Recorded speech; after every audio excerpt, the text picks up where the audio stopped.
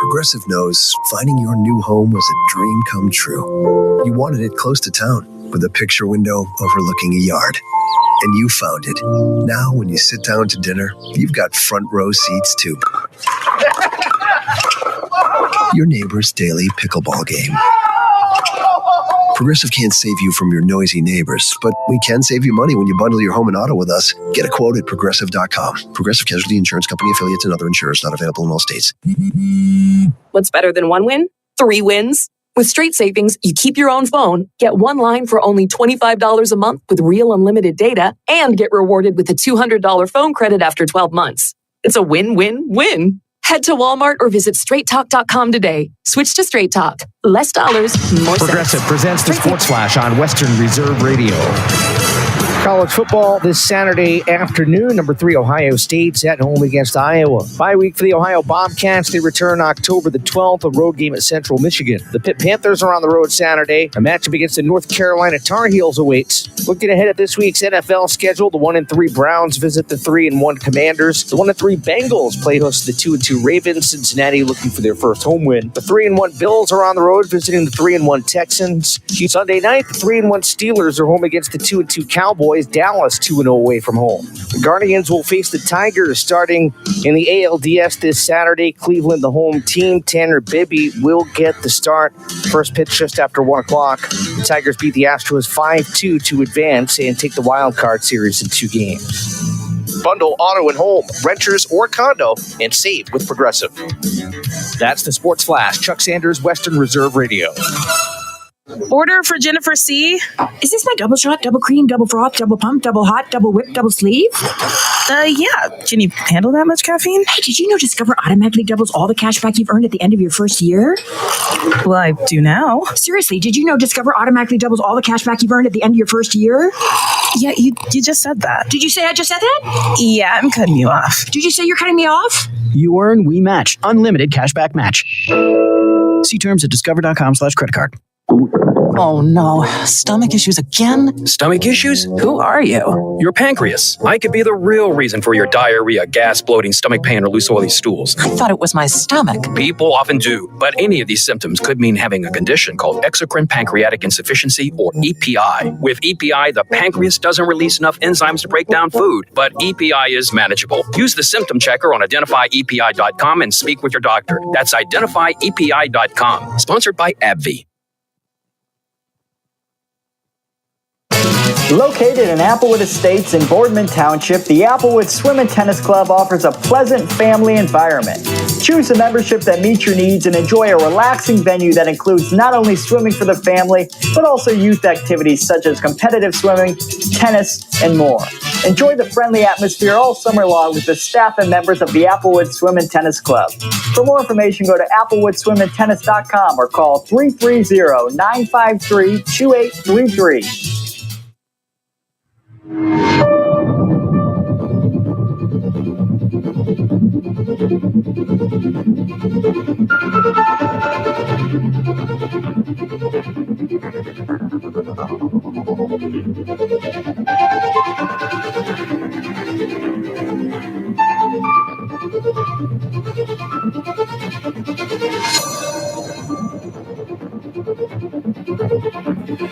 You're listening to WRDB, Western Reserve Digital Broadcasting, Youngstown, Warren, Salem, and around the world. Progressive presents the Sports Flash on Western Reserve Radio. The Guardians will face the Tigers starting in the ALDS this Saturday. Cleveland, the home team. Tanner Bibby will get the start. First pitch just after 1 o'clock. The Tigers beat the Astros 5-2 to advance and take the wild card series in 2 games. College football this Saturday afternoon. Number 3, Ohio State's at home against Iowa. Bye week for the Ohio Bobcats. They return October the 12th, a road game at Central Michigan. The Pitt Panthers are on the road Saturday. A matchup against the North Carolina Tar Heels awaits. Looking ahead at this week's NFL schedule, the 1-3 1-3 Browns visit the 3-1 Commanders. The 1-3 Bengals play host to the 2-2 Ravens. Cincinnati looking for their first home win. The 3-1 Bills are on the road visiting the 3-1 Texans. Sunday night, the 3-1 Steelers are home against the 2-2 Cowboys. Dallas 2-0 away from home. Bundle auto and home, renters or condo, and save with Progressive. That's the Sports Flash. Chuck Sanders, Western Reserve Radio. Lowe's knows it's easier to make the right calls when you have the right team. That's why our Lowe's Red Vest associates can help with game time decisions. Plus, use in-store mode on the Lowe's app to find what you need. Under pressure at home and want it soon? Order online by 2 p.m. to get it same day. Same day valid on eligible in-stock items and select zip codes only, subject to driver availability. Fees vary based on purchase. Exclusions and more terms apply. See Lowe's.com/same-day delivery for details. Progressive presents good news, bad news, dumb news, then great news. Good news. While leaning over the fence, your neighbor said you could save money bundling home and auto insurance with Progressive. Bad news. Your neighbor leaned over a little too much and broke your fence. Dumb news. Somehow fence wood is more expensive than wood. Great news. You decide to see if you could save money bundling at Progressive.com and to plant really tall shrubs. Progressive Casualty Insurance Company affiliates and other insurers not available in all states. Hello, Kubo. What have you got planned for today? Come on, this way. Adventure can be found anywhere, but the best place to start is in the forest. It's the most powerful magic there is. Head outside to discover incredible animals. Wow. And beautiful plants that come together to create an unforgettable adventure. So grab your loved ones and explore a world of possibilities. Visit discovertheforest.org to find the closest forest or park to you. Brought to you by the Ad Council and the U.S. Forest Service. My teacher said that we should have a plan in case of an emergency. Do we have one? First thing I'm going to do is grab a flashlight with dead batteries. I'm going to start randomly throwing clothes in the bag. You two will be hiding in the closet and Dad won't be able to find you. And that's when we both start crying. Uncontrollably. Can you pass the cutlets? Winging it is not an emergency plan. Make sure your kids know what to do during an emergency, who to call, where to meet, what to pack. Search Ready Kids at nyc.gov or call 311. Brought to you by the New York City Office of Emergency Management and the Ad Council.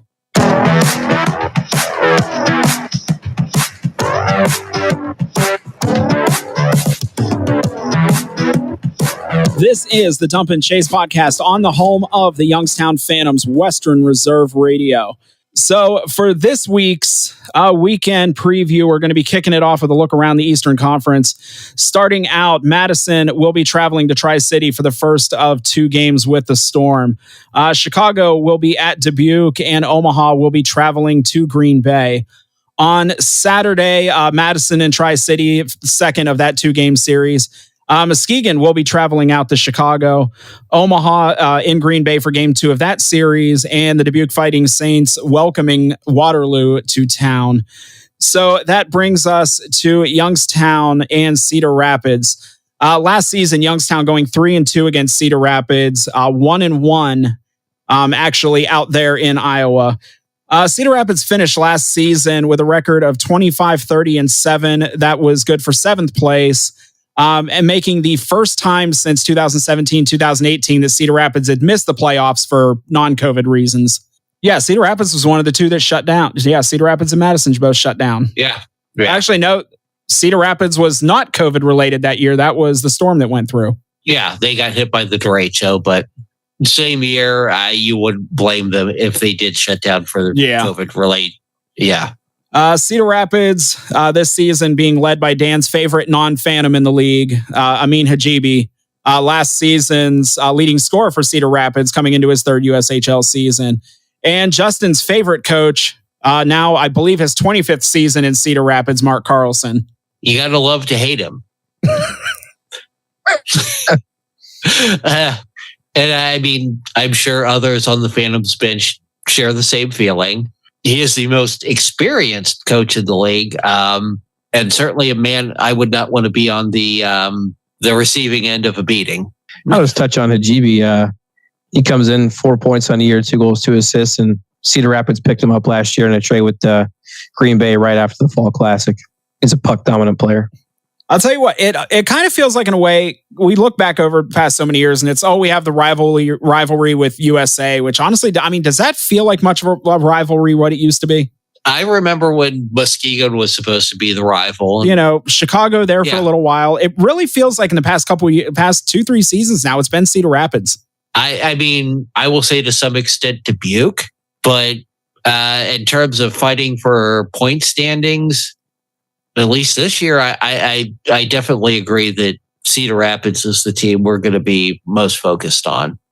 Yeah, and I bet if you ask the players after they get done playing a game who they're the most sore after playing, it's probably Cedar Rapids. Yeah. And maybe some of the coaching staff. Yeah, Cedar Rapids only played 3 games so far this season. Won both of their games at the Fall Classic. What was it? Them and Sioux Falls, I believe, were the only 2 that won both games. Sioux City. There we go. Cedar Rapids, the only team in the East. The only team in the East, yeah. Yeah, winning both of their games at the Fall Classic, beating Omaha 4-0, and then beating Lincoln 3-1. Only played 1 game this past weekend. They dropped that game to Tri-City by a final score of 4-1. Both of these games will have an 8:05 puck drop local time. And I have confirmed before recording, there will be watch parties at the golf simulators at Kensington Golf Club both nights. So yeah, it's, Youngstown has, the split weekend in Cranberry. They have the split weekend here this past weekend. Would be nice to see them come out of here. Come out with 3 points. Yeah. I mean, this is the first weekend where we're back to back against the same team. So I'm not sure how that will play out, but it's something interesting to watch. And I mean, Cedar Rapids was obviously a strong team at the Fall Classic. I think this is a really good test for the Phantoms. Cedar Rapids is a team that returned a lot of players from last year. So early on in the season, teams that return a lot of players, typically are playing at a higher level. So I think that's pretty much the reason, one of the main reasons why. To tap on your point there, Justin. I mean, and as much fun as it would be for Youngstown to actually kind of go on an early season run where it's like a Chicago type run or a Dubuque type run where, you put yourself at the top of the standings early on and then the rest of the season, everybody's chasing you. I still like the concept of playing meaningful hockey later in the season, especially coming around playoff time. But again, it would just, I would like Youngstown to kind of keep this momentum, just keep getting points. Cause I mean, right now, I know it's only 2 weeks in. I think Sioux City's the only team left in the league who hasn't lost yet. Yeah. Because I saw there's a poll that's going around that's saying, is Sioux City going to lose a game or is Omaha going to win a game first? Well, Omaha's, they're 0-2. They've only played 2 games. Yeah. Right. Omaha's 0-2, but I mean, pretty much everybody else is between 3 and 6 points. I mean, you don't have anybody so far just very early on setting themselves apart. So, I mean, you kind of have that opportunity, get some momentum, at the beginning of the season. So again, where you're playing meaningful games at the end of the season, but you're not also playing playoff hockey for 2 months, trying to keep up and getting into one of those top positions. And a lot of the veterans that the Phantoms have coming back this year, that they know that they missed a first round bye last year by a couple games, probably a couple games that they dropped early on in the season that they wish they could have back. So I think those veterans are going to exactly. So I think that bad experience last year is going to lead the veterans to really set the stage going forward. Yeah, it's you don't quite grasp the concept of every game matters until you're at the end of the season and you look back and go, well, crap, if we would have won that one, yep, 3-4 weeks into the season, we'd be in a little better position right now. Yeah, well, I mean, we played 5 games with Cedar Rapids and we lost. So, I mean, here's 2 games on the road. If we can go into their barn and I think, like Sam said, take 3 points on the weekend, that's something down the road might translate into a higher seeding. All right, so that will be just about it for the show. So we're going to step aside one more time and we'll wrap up this episode and look ahead to next week when we come back. So keep it here one more time with the Dump and Chase podcast on Western Reserve Radio.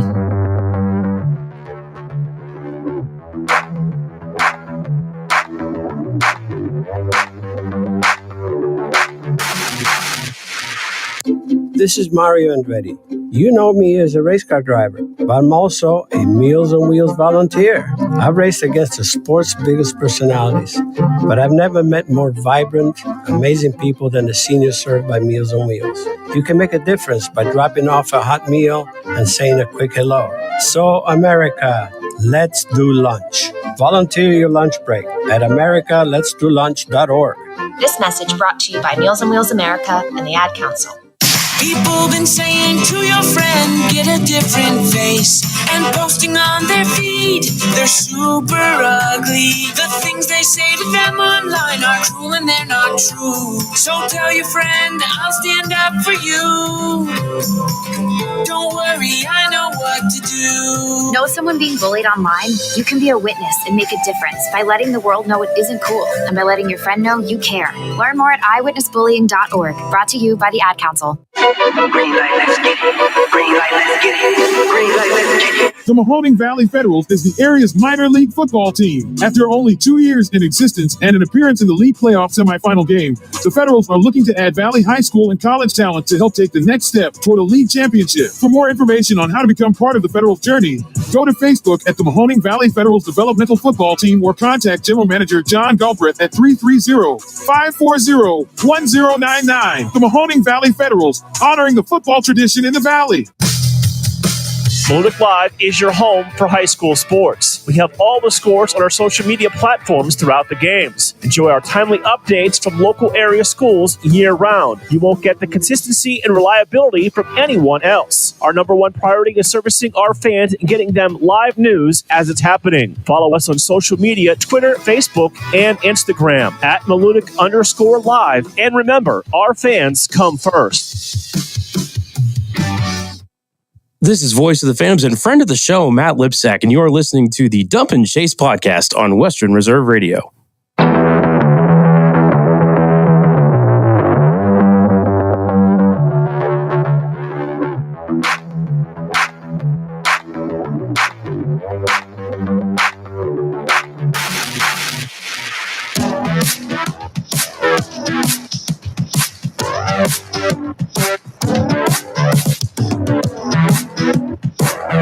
Hello, Phantom fans, and welcome to Season 7, Episode 2 of the Dump and Chase podcast.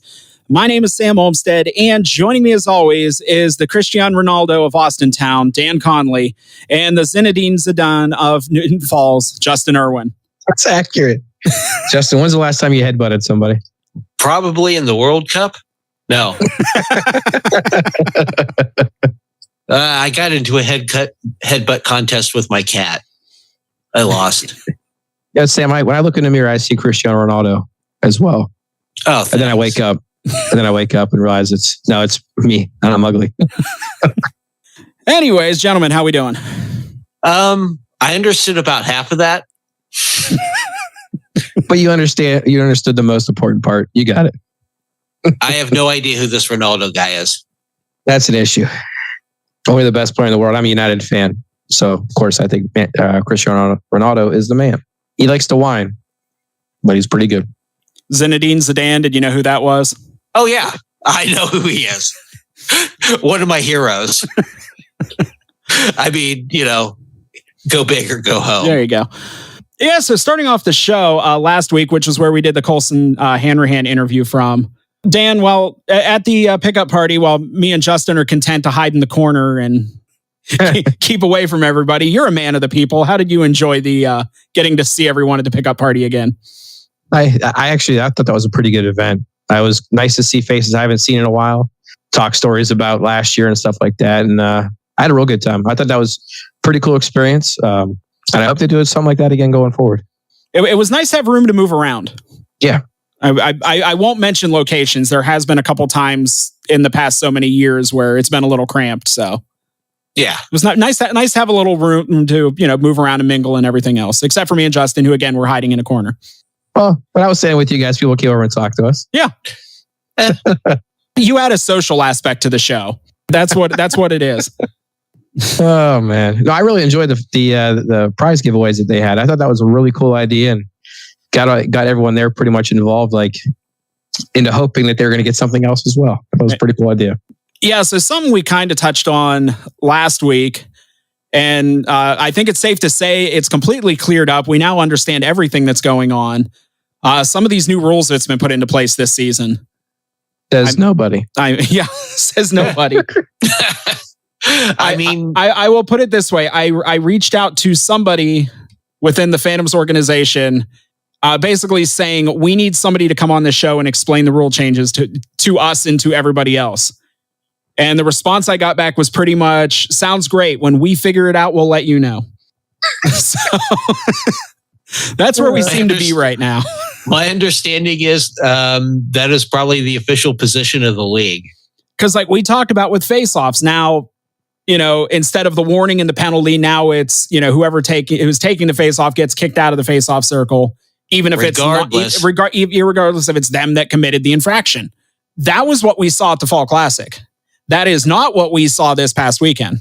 Right. What we saw this past weekend actually looked a lot more like what you would see at the NHL level. That if somebody around the face-off circle committed an infraction, the linesman just kind of stood up and waited for him. They'd get back in position and then they'd go back to it. And if you saw somebody get kicked out of the face-off circle, it was something that the person taking the face-off did. And even if we understood we were told what the rules are, it's still subject to whatever the referees understand it. And it seems, I bet you, since it's so confusing for all of us, I bet you it's just as confusing for them as well. I feel like there was a big adjustment between the first weekend and the second weekend. There was a huge adjustment. Because what we saw this past weekend did not look like what we saw at the Fall Classic. No, and I have to agree with Dan. I think the referees are probably not understanding fully. And it's frustrating, but I think we discussed this before the game. This might be something the NHL or other leagues have asked them to try. And I don't think it worked from the Fall Classic. And I told you guys before we started recording, as far as the Chicago game and whether these were like the referees utilizing instant replay for something or coaches' challenges, I don't know, because I was listening to the game. Well, not listening. I was watching the game on mute. Very, very early on in the Chicago game, I decided I no longer needed to hear the commentary. So, but you guys informed me, apparently he didn't know either. No. I also feel like they're doing TV timeouts in different parts of the game too. Or official timeouts, not TV timeouts. Yeah. They're not the 14 and 8 or whatever it was in the years past. It feels like it's closer to 10 now. There was something that prevented them from taking the TV timeout that we aren't aware of. Normally icing, a few other things they'll not take the TV timeout on. This time, I don't know. Yeah, there was one period where it seemed like they skipped one or two for whatever reason. And then we got a little bit of a surprise with the Madison game on Friday up there at the Bob Suter Ice Arena Hair Care and Tire Center, or whatever it's called now. Couple Phantoms alumnus, it's going to be making their debuts with Wisconsin this year, decided to stop by. I ended up seeing their pictures on a lot of different people's social media. Ryan Botterill and Adam Patilla. And it is safe to say we know for a fact that neither one of them were kicked out with the rest of the college students. We've seen that a time or two at the Cavelli Center, where an entire section is shown the door. And we appreciate the enthusiasm, but like the Covelli, like the Bob Suter Memorial Legacy, whatever. Quick change in car wash. Payday loans. Don't throw things on the ice. Don't do it at Cavelli. More than happy for everybody to do it everywhere else. Don't do it at Cavelli. Well, it benefits us if it happens while we're the road team. That kind of stuff benefits us. Just don't do it at Cavelli. I didn't even realize that Botterill and Patilla were there until I think during the shootout when the Phantoms won. They kind of panned to where Burchill went and stood for his Stone Cold celebration. And I said, hey, there's Colson. And I'm like, who's that guy right next to me? Looks pretty familiar. I'm like, oh, it's Adam Patilla right next to him. You see their faces on the left side. I had seen before the game, I believe it was Amber Martinelli's Instagram. She had posted a picture with the two of them back in the locker room. At least our guest we'll be talking to later certainly heard from him. A lot of excitement from the team, especially the ones that were here last year, getting to see those guys again before they take the ice for the Wisconsin Badgers this upcoming season. All right, so coming up in this episode, we will be previewing the 2 games in Cedar Rapids with the Rough Riders, and we will be having a chat with Phantom's assistant captain, Mikey Burchell, in this week's edition of Phantom Files. But coming up next after the break, we're going to be looking back on the Phantoms weekend in Madison and Chicago. So keep it here with the Dump and Chase podcast on Western Reserve Radio.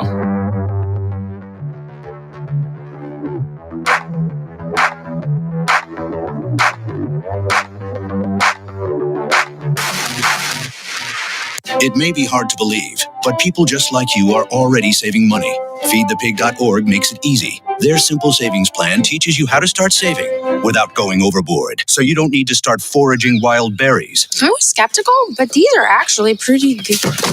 You don't need to sell your soul to the devil. $15 is the best I can do.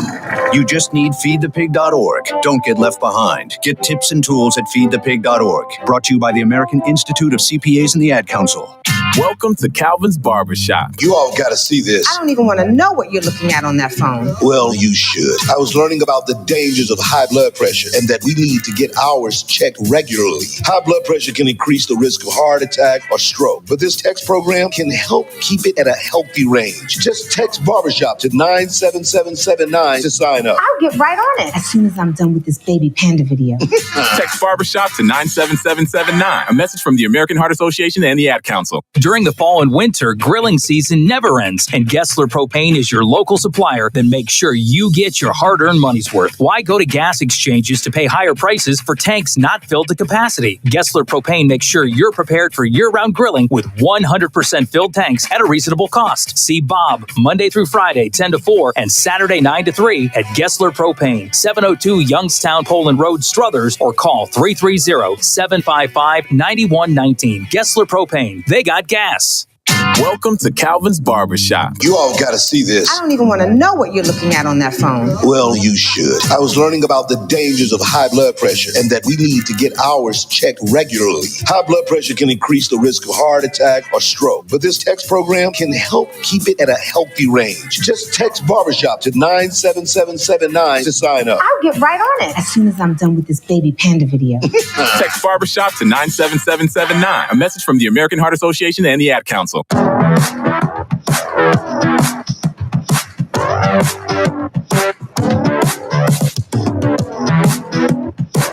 We're back with the Dump and Chase podcast on the home of the Youngstown Phantoms, Western Reserve Radio.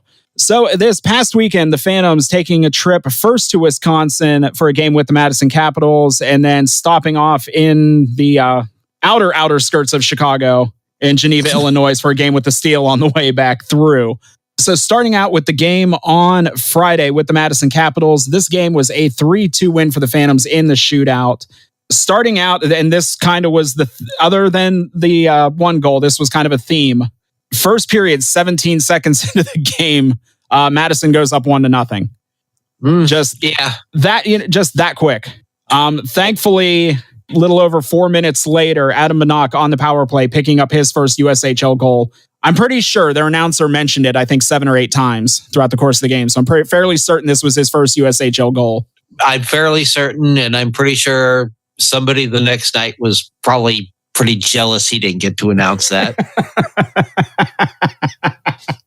Did I say that out loud? We'll get to that here in a little bit. So yeah, Adam Banach on the power play. Just kind of a funky little play. Jack Hextall kind of taking the shot with the rebound, just kind of bouncing all over the place. Nobody could get a handle on it. And then Ryan Rusinski kind of gets knocked onto his stomach, and in his attempts to he's trying to get up and swat at the puck at the same time. And I think it was the third attempt. He finally got a piece of it, was able to get the puck over to Banach in the right circle, who buried it for, again, his first USHL goal. Yeah, just kind of an oddball little goal. And it took a couple different angles to really figure out what was going on that one. It almost looked like Banach wasn't ready for that either. I mean, he was ready to shoot it, but he wasn't expecting that puck to bounce out and hit him in the stick.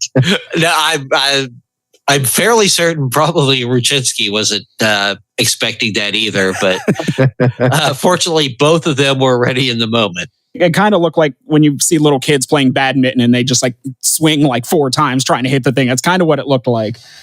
Yeah. So, teams end up going into the first intermission tied at 1, coming early in the second period again. Yeah, a goal 17 seconds into the first period, minute 27 into the second period. I guess we can call this Melvin Stroll's welcome to the USHL moment. Let's get this one out of the way early in the season. Yeah. Rather than, the playoffs. Yeah, just Madison kind of dumping the puck into the zone. Stroll went to play it and went to kind of scoop it to his right, just maybe, get the puck over to the corner. Madison Sven Brink was right there. Sped right up, got the puck right on his stick, and buried it past Stroll. Maybe an unforced error. Yeah. But again, it's early in the season. We're talking about, rookie goalies. Get it out of the way early. Now you know how fast this league is. Yeah. You don't do it again. By all accounts, Stroll's seems to be a heck of a goaltender. Yeah. And I'm willing to bet that will never happen again. Yeah. and like we said before we came back in here to this segment, better for this to happen at the beginning of the season than in the conference finals or the Clark Cup finals for that matter. Teachable moment. Exactly. Let's get it out of the way in game 3. So Madison holding a 2-1 lead until the beginning of the third period. Waited one more second in this period than they did in the second. Minute 28 into the third period, Mikey Burchell picking up a power play goal. Just another one of these little, shots of the net. The puck's bouncing around in the front. Mikey kind of swooped in, gathered it up, buried it for his second of the season. Again, and it's something we talk about with Mikey in the next segment. Just kind of going to the greasy areas. Getting into those dirty little areas in the crease and finding those loose pucks, which Youngstown did have a good bit of success with this weekend. And Sam, how sure are you of these time frames? Because the guy, whoever's playing the timer for Madison, forgot to hit start the whole game. I am going off of what it says on the box score here. Okay. Yeah, and there were issues early on in the Chicago game. That's something I'll make a point of. The USHL definitely needs to improve on getting the timekeepers, the people in the booth who run the Flow Hockey scoreboard, the resources they need. Yeah, the Madison game, you did not have a running clock. It's just the clock kind of reset whenever there was a whistle. Well, they had a running clock probably in the arena. Yeah, in the arena, but watching at home. Right. But the USHL app was having the same problem. Exactly. So I don't know if Flow Hockey was feeding off of the USHL timekeeping or vice versa, but they were both having the same issue. Yeah, that's my understanding is they have a connection to the internal timekeeping, and that's probably handled in the booth by somebody, and I'm glad Youngstown does that better. This game tied at 2 would end up going to overtime. Madison would end up outshooting Youngstown 3-0 in the overtime period. Nobody able to get anything past, so we go to the shootout. Starting out, Adam Bannock, nifty little move. Sam, that was the same move that he closed out main camp with. Too. Yeah. Making it look like he's going left and then just kind of pulling it back right. Not quite Datsukian, but was definitely in that family tree. Mm-hmm. Just going left and then just pulling the puck back right and sliding it in. Not I wouldn't say like exactly Datsukian, but definitely inspired by. I was going to say closer to that than Forsberg, but yeah. What a weapon to have if you ever make it to a shootout, to have him in your repertoire. Throw him out there first to get a goal. That's such a great weapon to have. Yeah, but I don't think the highlight of the night. Right. Yeah, so goes a couple more rounds, ends up Madison would only end up getting 2 shooters. Melvin Stroll stopping both of the shooters that Madison sent out there. Mikey Burchell goes out in the third round with a chance to win it. I don't know. I kind of almost want to think that, just kind of watching what Bannock did and maybe having the goaltender wanting to cheat to his left a little bit. Mikey kind of took advantage of that because Mikey went to his right, the goaltender's left, and the goaltender bit hard. And then Mikey pulled it back to his left with just a wide open net and just all the time in the world to bury that thing for a goal that when you watch it, it looks it looked so easy, but that wasn't the case. No, and when you say took advantage, I mean hook, line, and sinker. Yeah, Mikey was someone going to the right, and that goaltender bought the whole thing. Yeah. Yeah. I mean, Mikey sold it so well. So again, the Phantoms get the win 3-2 in the shootout. Youngstown outshot in this game by Madison 33-24. Youngstown was 2 for 2 on the power play. Madison was 0 for 2. And Melvin Strahl getting the win in this game, stopping 31 of 33 and both of the shots he faced in the shootout. All right, so moving to the game on Saturday. This game was in Chicago with the Steel. The final in this game, Chicago ends up getting the win 3-2. First period, 31 seconds into the game. Michael, is it Messick? I wish there was a pronunciation guide. I've seen the pronunciation guide, so I thought it was Messick, but that's what it is. Sam. Well, there's this other guy somewhere. Yeah. I feel like that's the new go-to excuse now. Fictional players from NHL teams that had a similar name, and yeah. Anyways. We've wasted so much time on him over the years. I can't. Mental gymnastics he does to make it work. Make sense. Other than the fact that I'm so glad that he has a new favorite player. It's been a while since Fowler was around.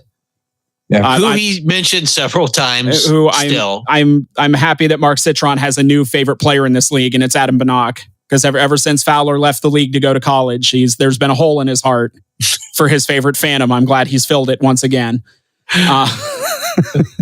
And by glad you mean cringing. Yes. So yeah, Michael Messick, 31 seconds into the game, picking up his first goal as a Phantom. Youngstown goes up. What? First Phantoms lead. The first time the Phantoms scored first. I'm sorry. Yeah. Of the season. Yep. Chicago, there with a couple minutes left in the first period, would pick up a goal on the power play, tying the game at 1. That's how it would go all the way until the third period. Chicago picking up goals about a minute, 40 seconds apart there to give themselves a 3-1 lead. Youngstown getting a late goal, Mikey Burchell again. The Phantoms had pulled Owen Lepak for the extra attacker. Mikey Burchell able to pick up his third of the season, putting Youngstown down 3-2. And then Youngstown there right at the very end of the game with a face-off in the offensive zone. Won the face-off, got the puck back for a one-timer to Adam Banach. Barely missed the cage. Going top right corner and just barely missed. Was just that close from sending this game to overtime. And at the when it was all said and done, that was the final margin was just that few inches he missed by. Yeah, and I mean it was an uphill fight, but a lot of penalty issues in this game. I guess just pull out that old line. It's early in the season. Yeah, I mean, got to get the emotions under check. Hopefully that will be addressed. No, I feel like the game against Chicago, aside from that second period in the first game of the season against Tri-City, I think the Phantoms played a pretty good game. And I realized they were playing a man down, I think Justin said, for almost half the game. Like one minute under being half the game. Through the first 40, it was like 47 seconds less than. But when they're on the power play, I know they didn't get a power play goal against Chicago, but man, they got some great looks. They had some great puck movement. I think Justin, you pointed out too, they have some set plays that I've never really seen them have over the past couple of years. The puck movements there, they have some great skill on there. It's just a matter of time before it starts clicking and falling in. But as a whole, I think that the fans played pretty decent in a losing effort against Chicago. We outshot them through most of the game, the entire game, maybe. Yeah. And what you're saying, I mean, when we did get power plays, keep an eye on Ryan Raczynski there in front of the net. I did see what looked like a set play a couple of times. They went to him for what would be a really pretty move if he scores on that. Close. So as far as this game, Youngstown, yes, out shooting Chicago 29-17. Youngstown 0 for 4 on the power play. Chicago 1 for 8 on the power play. Owen Lepak taking the loss in this one. He stopped, 14 out of 17. All right, so with that, it is now time for the Dump and Chase podcast, 3 stars of the week. So kicking it off with our third star of the week. That'd be Melvin Strahl. He stopped 31 of 33 shots on the weekend and both shootout attempts on Friday. And I'll tell you what, there's a lot to be excited for this young man. He's got good hands. He's a big body, and he's pretty scary to look at when he's coming down on a shootout. When he makes his, I don't know if anybody caught what Melvin Straw does on a shootout. He kind of gets up and does the half chicken wing with both his arms and comes out real far, across if you may. The Craig Kimbrell scarecrow. Yeah. He's like a red panda trying to make himself look bigger and more intimidating. And he's already a big dude too. Yeah. So second star of the week, Michael Messick, a goal and 2 assists on the weekend. I mean, something I've always stressed, the USHL is, a developmental league. The goal is to send players to the NCAA. However, you still have some eligibility left. You don't like your position. You can come back to the USHL and, make a big impact on a team. And we're seeing that from Messick. All right, and the first star of the week, that goes to Mikey Burchell. 2 goals, including the game-tying goal on Friday, and of course the shootout winner.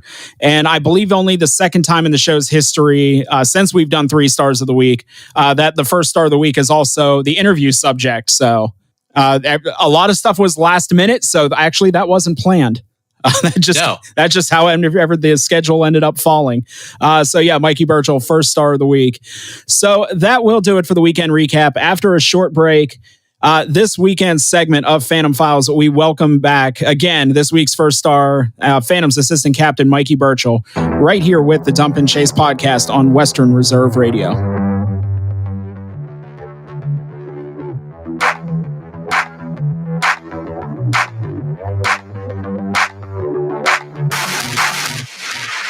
This is Voice of the Phantoms and friend of the show, Matt Lipsack, and you're listening to the Dump and Chase podcast on Western Reserve Radio.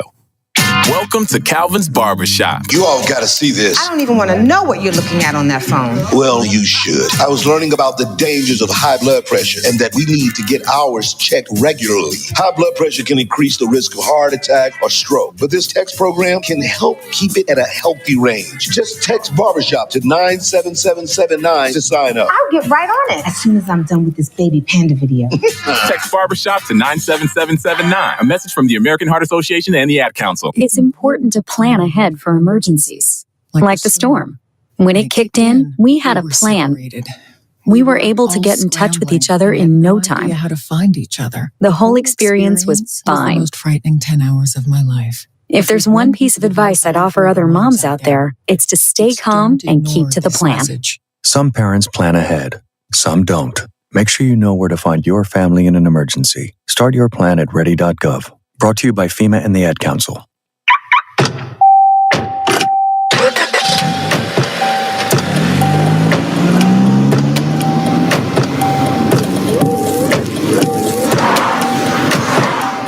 Driving has a rhythm all its own. Don't wreck it with a text. Before you get behind the wheel, silence your phone. Or better yet, designate a texter. For more text-free driving tips, visit stoptextstoprex.org. Brought to you by the Ad Council and the National Highway Traffic Safety Administration. Hey, let me ask you something. Would you seat your 3-year-old child on a windowsill? Would you seat them beside a lit fireplace or by the deep end of a pool?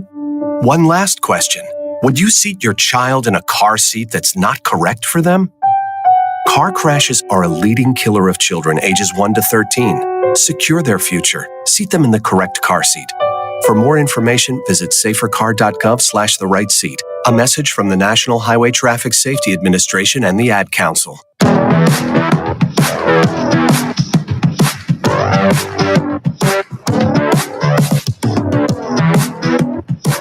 You are listening to the Dump and Chase podcast on the home of Phantoms Hockey, Western Reserve Radio.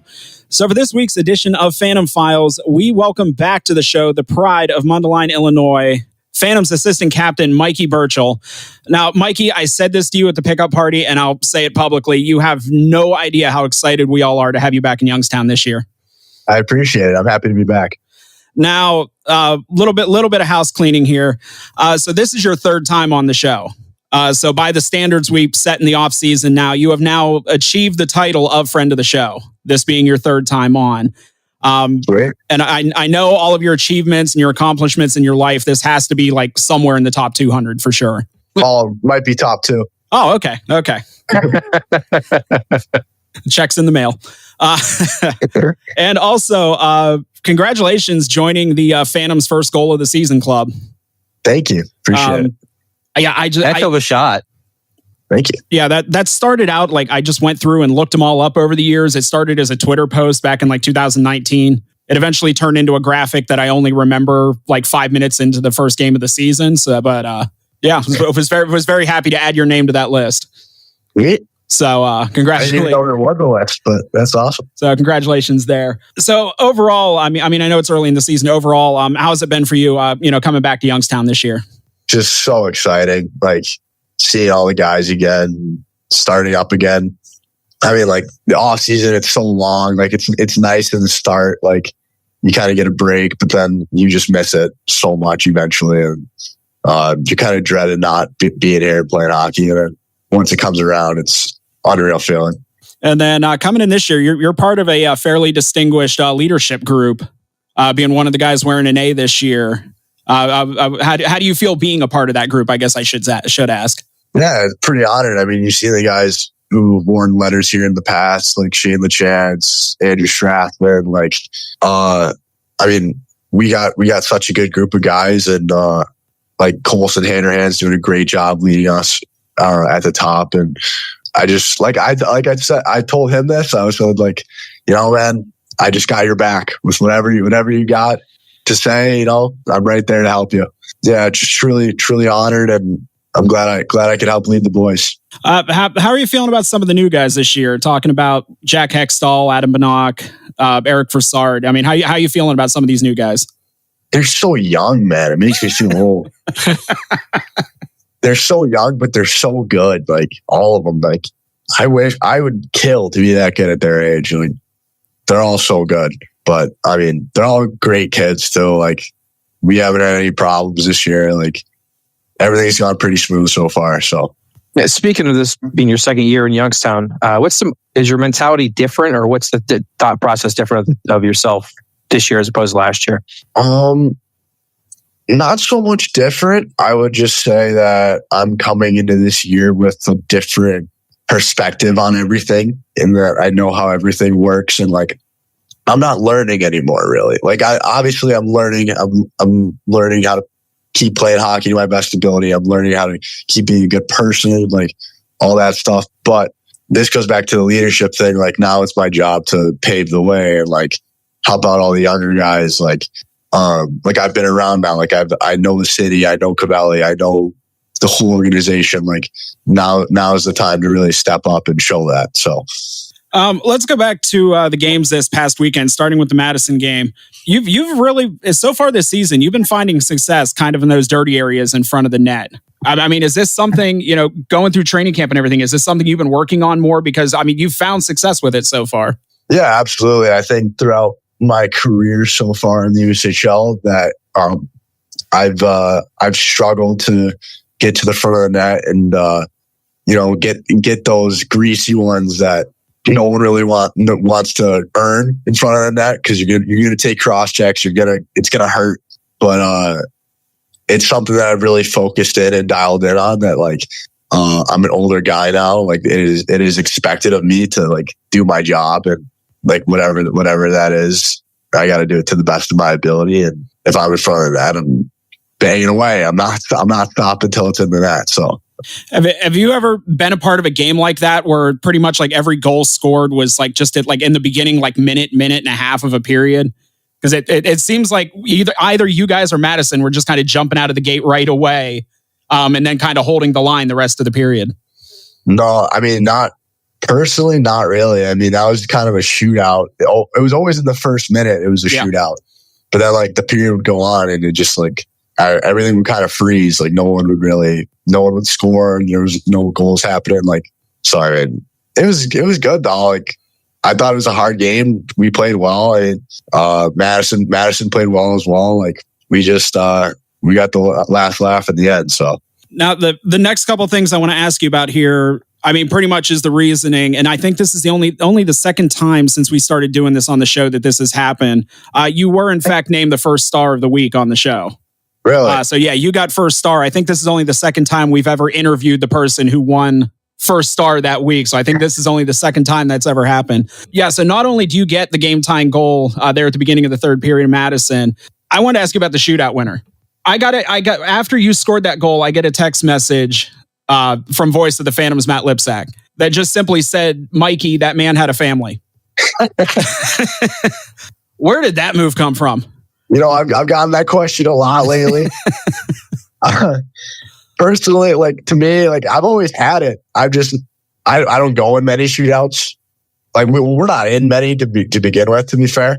But I mean, I've always had it. I just never really had the confidence in myself to like try it in a game. Usually, I if I go in a shootout, I usually try and go and shoot. But I don't know. I went into that one with a different mentality. Like, I'm just gonna have fun with it. And I mean, I do it in practice and it works. So I figured out, like, why not? When Coach Ward taps you to go to be the third shooter, I mean, what's going through your mind at that point? If I'm being honest, I mean, I knew if I scored, we won. So I was kind of happy about that. I was like, oh, like, no pressure, because if I miss, like, we just keep going. Like, you know what I mean? Like, yeah, we make a stop, we still win. So now, would you prefer to be like the first shooter or the third?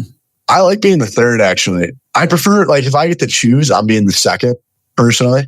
But I mean, if I go, I'm happy, you know? So like what you're going to do, like what goes into deciding what type of shot you're going to take? And I mean, how long beforehand do you kind of decide on that? Are you asking how long does it take for me to like decide what move I'm going to do or something? Yeah. I mean, is that like game day? Are you thinking, if I'm going to shoot out later, this is what I'm going to do? Or, I mean, is it like as you're going out onto the ice? As I'm going on, for sure. Now, are you watching what the other guys are doing? Because when Banach took his, he beat him going backhand left. Right. I mean, I take inventory on the goalie more or less than the actual like move or player. Just like seeing what Benny was doing and what Mo did. Like, I kind of was just watching the goalie on how he was like reacting to things. So I've kind of figured that move would work. Now conversely, your celly afterwards. Do you have anything planned for that, or you gave like a stone cold assassin look at the bench after that puck went in the back of the net? That was pretty awesome. No, that one was in the moment. Yeah, and then the game with Chicago on Saturday. You guys are down 3-1. You get the goal late with Lepak on the bench. Again, just kind of another one of those just kind of greasy goals. I mean, and to your guys' credit, I mean, you almost tied that thing up. I mean, Banach's shot was just a little to the right. Probably off that face-off. 4 inches outside the post. Yeah. Yeah, I mean, so you guys were that close to tying it up there at the end of the game. But yeah, like I said, just those dirty goals in the front of the net, just kind of, like you said, going where, a lot of people don't like to go. Yeah, I mean, we needed one there. Yeah. So, I mean, I didn't care if it's me. I don't care who it is, as long as we get one out.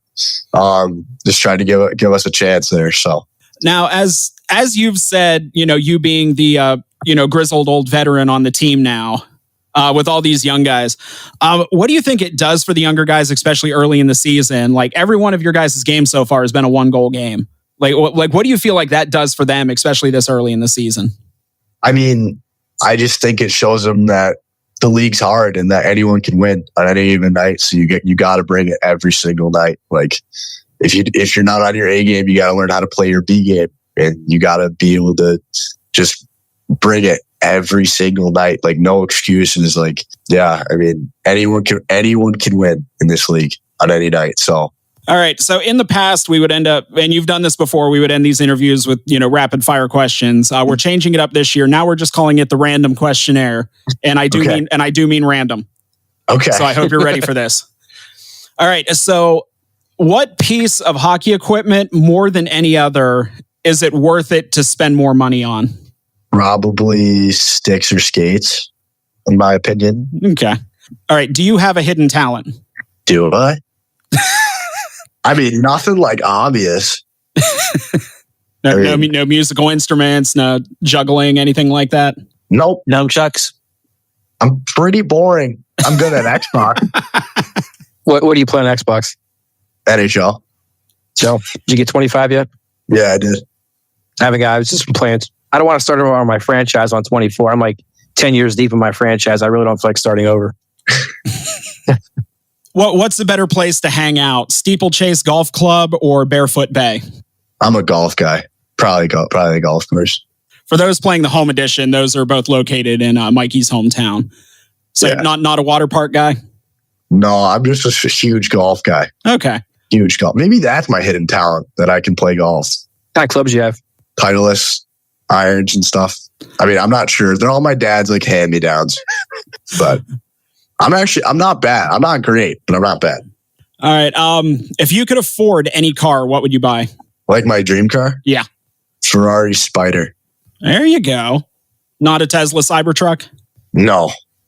Have you seen that one driving around our area? I've seen, there's so many in Chicago when late summer, like right before I came here, like they were popping up everywhere. Yeah, there's like this metallic teal one driving around Boardman I've seen a few times. Okay, we'll start out with, can you cook? Certain things. Okay, what's the best thing that you can cook? Pasta and chicken. Okay. All right. Growing up, did you have a favorite stuffed animal? I don't think so. I don't think I was a big stuffed animal guy. Mikey. Never went to Build-A-Bear? No, I don't think so. I mean, maybe I had when I was little, but I don't remember. I'm going to hold on to that question as we go through the season because I'm hoping for like one really good answer out of that one. I'll ask my mom this weekend. I'll get back to you on that one. All right. Sam's hoping he's not alone in having a favorite stuffed animal. That's what it's going to be. All right. And the final one. When you leave a store with a shopping cart, what do you do with the cart when you're done with it? Put it in the thing in the parking lot to like cut it. All right. There we go. Mikey Burchell, good guy. There you go. Is that a good guy or just like a decent human? That is like Justin's ultimate test of people in life is what they do with that cart after they're done. No, yeah. I mean, I feel like my mom raised me better than that. Thank you. There you go. I like that. All right. Hey, Mikey, good luck in Cedar Rapids this weekend. Stay healthy. And thank you for hanging out with us. Thank you. I appreciate it. Thanks for having me, guys. All right. So we're going to take a quick break. The weekend preview is coming up next with the Dump and Chase podcast on Western Reserve Radio.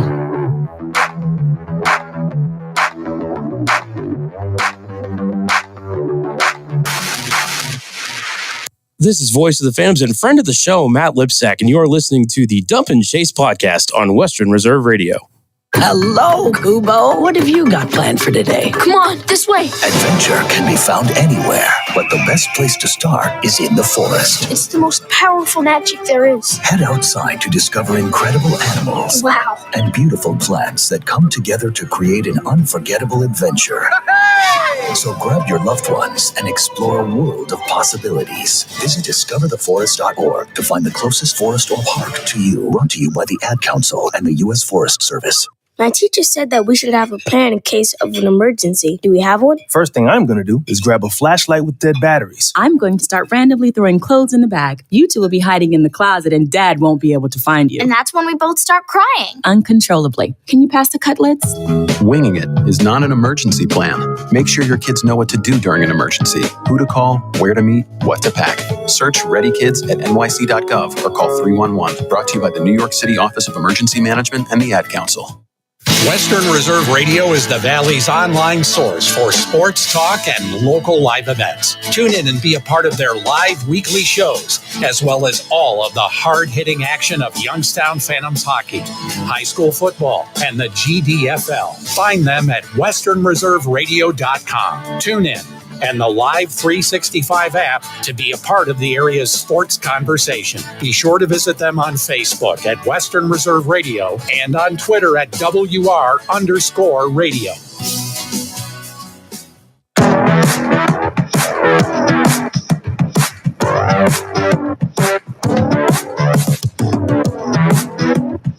We're back, and that will do it for this episode. Big thanks to Mikey Burchell for taking some time out of his day to chat with us. And as always, thank you all for tuning in for another week. So on next week's episode, we will be recapping the 2-game series in Cedar Rapids and then looking ahead to an off weekend. So apparently we got to figure out something for that. And the weekend after, and the week after that. Gotta love these off weekends on week 4 of the season.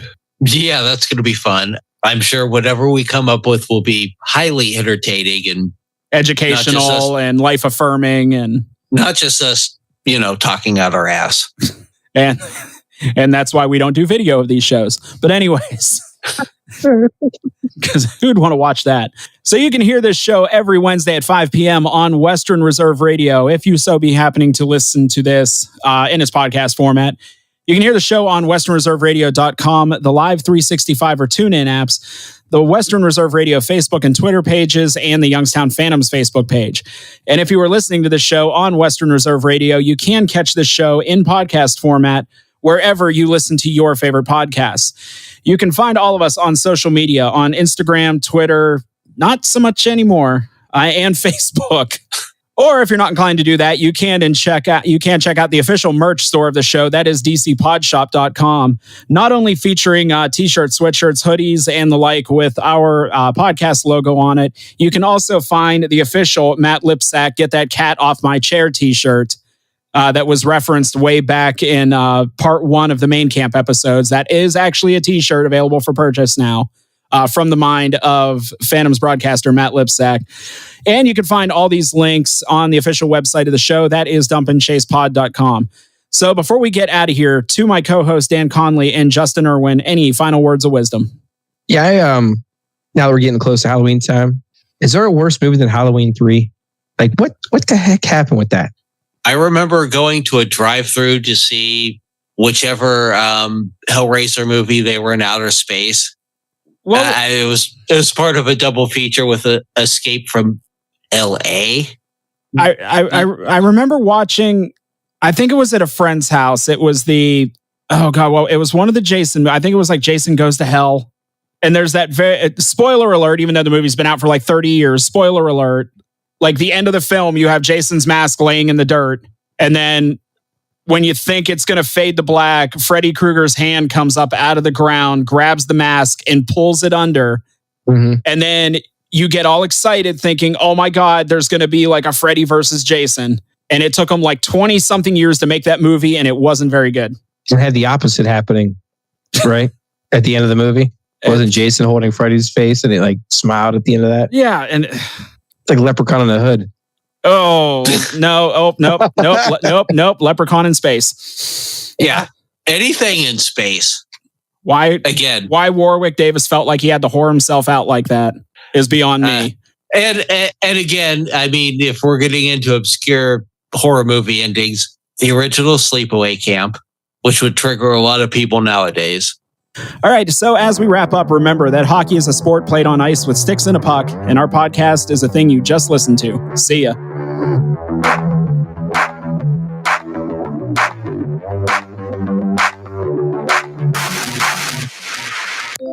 Keyboard Cat, Hamilton the Pug, and Toast Meets World. These are some of the internet's most beloved pets, and they all have one thing in common. Their stories started in a shelter. Start your story. Adopt a dog or cat today. Visit theshelterpetproject.org to find a pet near you. Training that pet to play the keyboard, that's optional. Start a story. Adopt a shelter or rescue pet today. Brought to you by Maddie's Fund, the Humane Society of the United States, and the Ad Council. Okay, what are you wearing right now? Nothing. That's right. So mommy's going to teach you how to dress yourself. Underwear always comes first, name tag at the back, then pants, then shirt. Get the first button in the right hole or you have to start all over. Socks going first, then shoes right on right, left on left. With shoelaces, just take the ends, cross them over, switch the loops. The rabbit goes down the hole, pull tight, and you're left with bunny ears. Got it? Why are your pants on your head? Most parenting is hard to do in just 2 minutes. But 2 minutes twice a day making sure they brush their teeth is easier, and it could help save them from a lifetime of tooth pain. Visit 2min2x.org to find out more. A message from the Partnership for Healthy Mouths, Healthy Lives, and the Ad Council. How's it going? I'm having a stroke. Are you going to shake my hand? I'm having a stroke. Wow, you're not even moving your arm. I'm having a stroke. When someone is having a stroke, they may not be able to say it with words, but their body language will tell you loud and clear. Look for FAST. F, face drooping. A, arm weakness. S, speech difficulty. T, time to call 911 immediately. Know the sudden signs. Spot a stroke fast. Visit strokeassociation.org. Brought to you by the American Stroke Association and the Ad Council. The storks are bringing me a baby brother. We can do this together. All right, let's go. Storks know how to keep kids safe. Do you? What? Oh my gosh, you don't know. I know. You don't. Oh man, you laugh when you're uncomfortable. No. Making sure your child is in the right car seat is one of the steps to safer travel. I will rock this. You will rock this. To know for sure that your child is in the right car seat for their age and size, You're visit listening to safercar.gov. WRDB, Western Reserve Digital Broadcasting, Youngstown, Warren, Salem, and around the world.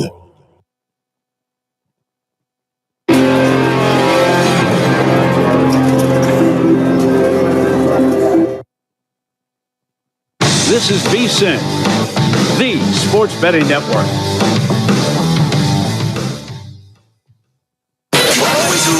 Follow the money. That's what I always say. You always follow the money. Yeah. This is Follow the Money with Mitch Moss and Paulie Howard on VSiN. Welcome in. We are live in downtown Las Vegas from the Circa Resort and Casino. We continue talking college football to begin this hour with professional sports bettor Brad Powers. Again, follow him on X at BradPower7, website BradPowersports.com. He is on the Progressive Guest Line. All right. So Paulie made the case yesterday. It makes some sense, in my opinion. I have not bet it yet, but I want to get your thoughts on it. Boise State running back Ashton Jeanty to maybe win the Heisman Trophy around 10-1 right now. He's on pace. I can't believe I'm the biggest Barry Sanders fan in the history of the world. We have a running back on pace to break his all-time rushing record, which I never thought would ever fall. What has to happen for Jeanty to actually maybe win the award, and is it worth a bet, in your opinion?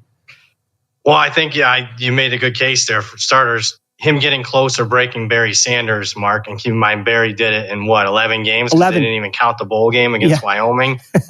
It's going to be, if he can do that, then, it's one of the more remarkable feats in college football history. So, for starters, Boise's got to win out, in my opinion, which they can do. And they'll have some marquee wins, including over UNLV here in a couple weeks. But there's that. But also, I think most importantly, need Jalen Milroe to lose and have a bad performance because he deservedly is the favorite right now. And if he plays like he did the first 20 minutes of the Georgia game, there's your Heisman winner, folks. Cam Ward needs to have a bad game or two. Was able to overcome his bad, had some bad moments last week against Virginia Tech. So I think he's really up against it. I watch him win it, but I don't think he's worth a bet at 10-1. Sure would love to have that 200-1 though in the preseason. What about two things? Your thoughts on Hunter, and I also liked your tweet that Cam Ward is too lackadaisical, and he almost got a couple of picks housed against him.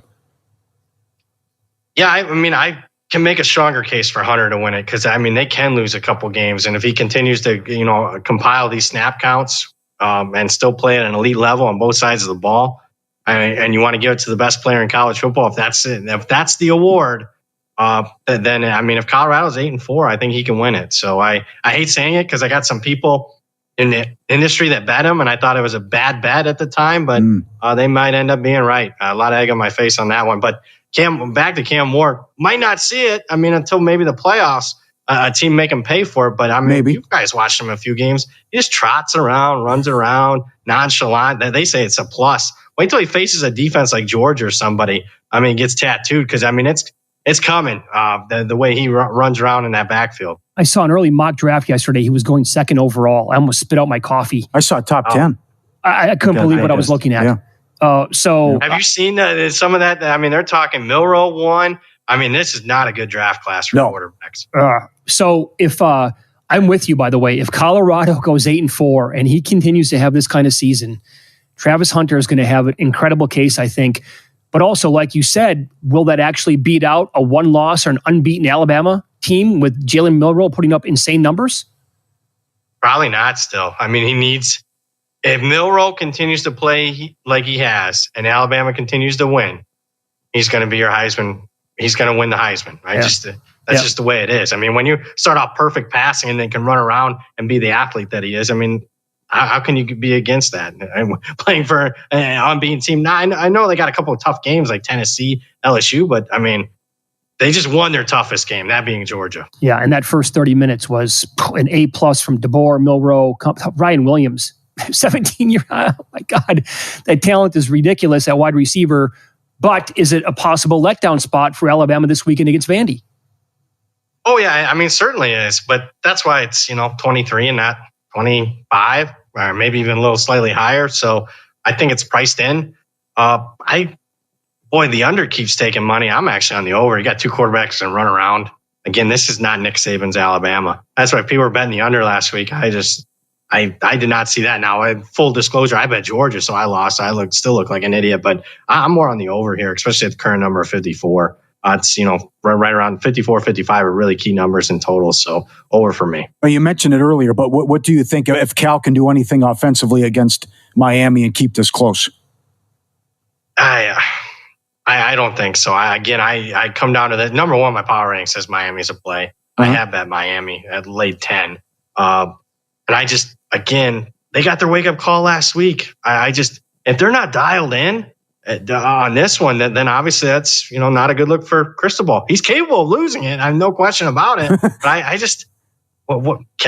know they beat Auburn. That was turnovers. I know they outplayed Florida State, but still lost. That Florida State loss looks bad for Cal. Yes. The issues offensively, no doubt. The biggest difference between your numbers in the market, is it the late game Arizona, Texas Tech? It is, yeah. I'm at 9 on Arizona, and it's mainly not a pro Arizona, although you got to love what you saw from them last week. Yep. They really held up well at the line of scrimmage against Utah, tough play, one of the toughest places to play, but it's an anti-tech. Change of play in the Abilene Christian game. We'd be talking about that still, losing outright as a 5-touchdown favorite. That would have gotten more play in the market. The fact that they held on for one, I think, is influencing the power rating. They were fortunate last week in Cincinnati. Cincinnati missed a couple field goals. Cincinnati's top 2 running backs went out, kind of stalled their offense for a little bit.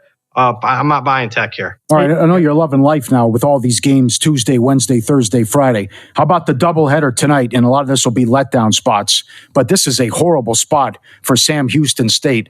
Off the big win against Texas State, they're 4-1 laying doubles against UTEP, who doesn't have a win. Yeah, I mean, it is one of the worst spots in college football. Forget this week, this season. I mean, short rest, traveling. You're off an incredible win. You're down 22 to Texas State. You win in a shootout 40-39. UTEP's off a bye. I'm not saying go hog wild with it. I'm not saying it's the best bet of the week, but I think there's some variance here. UTEP plus 10.5 would be the lean, and I think you sprinkle a little bit on the money line here. All right, what do we do with Texas State? And they were supposed to be a playoff team. Now they've lost 2 in a row. McLeod's a good quarterback, but that's just the game. They couldn't get any stops. And Troy has a ton of issues. New coach, only 1 win. I wish they were playing somebody other than Troy. Troy is just god-awful. So I did bet Troy when it was north of 2 touchdowns, but can't really get involved now. There are some problems at Texas State. Their best defensive player, Ben Bell, thinking about redshirt and Quentin on the team. Mm-hmm. I don't like what's happened with them the last couple of weeks. How about Friday night now? Did you grab UNLV right away at the opener on Sunday when I think it was around 4 against Syracuse? And now what do you make of the number here? It was lower than that. It was 2.5. It was 2.5 on the opener? Yeah, it was 2.5. So I did lay that. However, if a 7 shows, I would be betting Syracuse. What I do prefer now at the current numbers for people watching now, I like the over. Obviously Kyle McCord, who had him leading the nation in passing, they just need to be a little bit more efficient. That would be my worry here, though, with Syracuse. I mean, their offensive line hasn't been great. UNLV obviously forces turnovers and gets after the quarterback. So that would be my only concern. But I do like the over. And obviously, I think UNLV's offense is better with Hajj Malik. Like I mentioned last week, he gives them a passing threat. And most importantly, the best offensive player for UNLV can now touch the football. He had 10 catches last week, that being Ricky White. That's right. You called that and nailed it. And everything you said about UNLV. Are you concerned about a look-ahead spot for Oregon Friday night? Ohio State on deck. Yeah, maybe. It's just Aiden Childs turns it over too much for Michigan State. They moved the football like they did all season, even against the Buckeyes, and 3 turnovers in the red zone. I can't get behind. I mean, everyone gives, what's the most important stat as far as, against the spread? Is it this, the EPA or success rate, this and that? I'm telling you, it's just turnovers. And I don't like backing quarterbacks that turn it over more than anybody else in the country besides the East Carolina quarterbacks. So, no for me. If I had to play it, Oregon for me. Anything on Houston, TCU? I bet the under. Well, how can you not? Have you seen Houston games this year? I would not bet the side now, but I also took a little bit of Houston when it was a bigger number.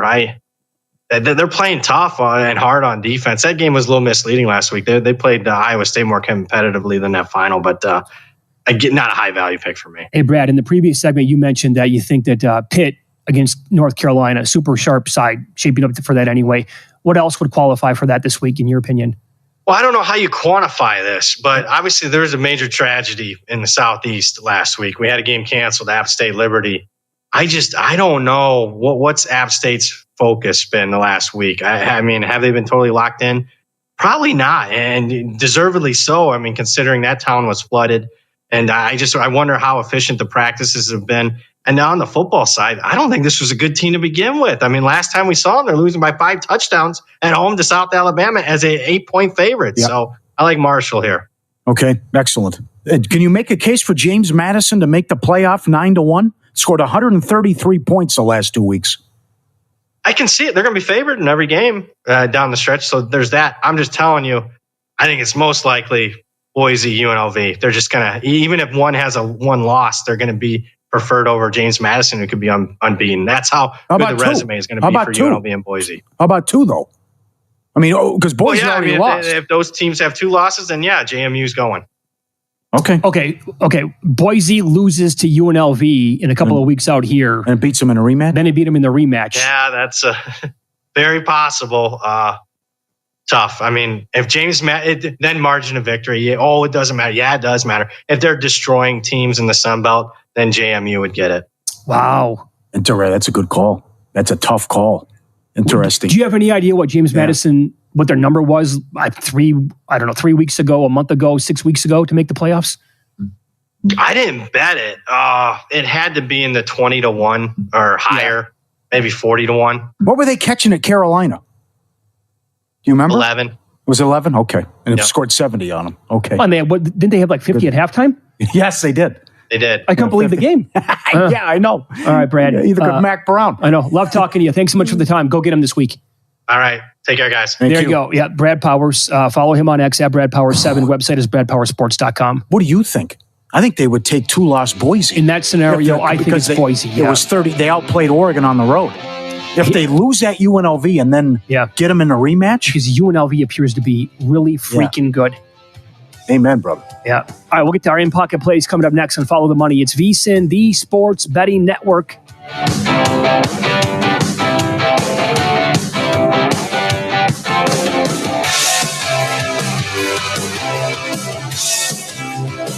With the Bloomberg Business of Sports Report, I'm Michael Barr. Tom Brady's latest record-setting attempt will take place off the field and inside an auction house. On December 10th, the 7-time Super Bowl winning quarterback and current Fox Sports broadcaster will sell 47 pieces from his collection of watches and sports memorabilia at Sotheby's in New York. The pieces will be sold in a standalone evening sale the auction house has named The GOAT, Watches and Treasures from Tom Brady. The San Francisco Giants have hired former All-Star catcher Buster Posey as president of baseball operations and fired Farhan Zadi. The Giants finished 80-82 with one more victory than in 2023. San Francisco hasn't reached the playoffs since winning the NL West in 2021. The 37-year-old Posey joined the club's ownership group in September of 2022, less than a year after his retirement in November of 2021. With the Bloomberg Business of Sports Report, I'm Michael Barr. Imagine your team always looking and feeling their best in high-performance technical workwear. Cintas can make it happen. They have garments for almost every job imaginable. And with the Cintas Workwear program, you get freshly laundered garments delivered every week for everyone on your team. Great garments without the bother of laundry. That's a real perk for employees. Find out how Cintas can boost team image and morale. Visit Cintas.com. Oh, I'm ready! And get ready for the workday. Mom, meet Sarah. From first-time Nana moments. Yeah, welcome to Flight 101. To annual girls trip moments. Your can't-miss moments are worth protecting against RSV. If you are 75 or older or 60 plus with a chronic condition like asthma, COPD, heart disease, or diabetes, you're at higher risk of being hospitalized from RSV. And there are no prescription RSV treatments. Check eligibility and schedule your Nina's Pierogi House is your home for the area's best variety of pierogies. Daily specials include the Polish platter, the Hungarian platter, stuffed cabbage, and halushki. Having a last-minute get-together? Lena's has you covered with a wide variety of frozen take-home pierogies and dumplings. Go to Facebook at Lena's Pierogi House to see the weekly lineup of available flavors for dine-in or carry-out. Catch the best at Lena's Monday from 10 a.m. to 4 p.m. and Tuesday through Friday from 10 a.m. to 8 p.m. 20 North Main Street in Hubbard, or call 234-254-8532. You're listening to Western Reserve Radio at westernreserveradio.com on the Live 365 network and the Live 365 app. This is Matt Lipsack, the voice of the Youngstown Phantoms, and your home for Phantoms hockey is Western Reserve Radio. The defense makes stops when they have to. We understand the formula. There's no way this team should be 4-0. Mahomes isn't putting up huge stats, but they continue to win. But I'm officially bored. I'm over them. Catch Money Moves every weekday at noon Eastern, right here on VSiN, the Sports Betting Network.